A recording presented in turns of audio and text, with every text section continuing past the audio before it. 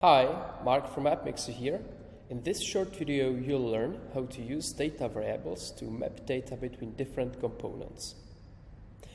Data variable is a placeholder for data that is only known at the flow runtime. So in this example, I'll show you how to send a text message every time a new Slack message is sent.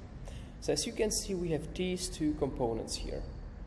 When I click on the second component, the send SMS by Twilio, I can either hard code the text message here, which would be static, of course, or I can use the data variable from the previous component. So in this example, I want to use the message text and send it via Twilio. And that's it. So you just learned how to use a data variable to map data between different apps. In the next section, you'll learn how to alter the data using data modifiers.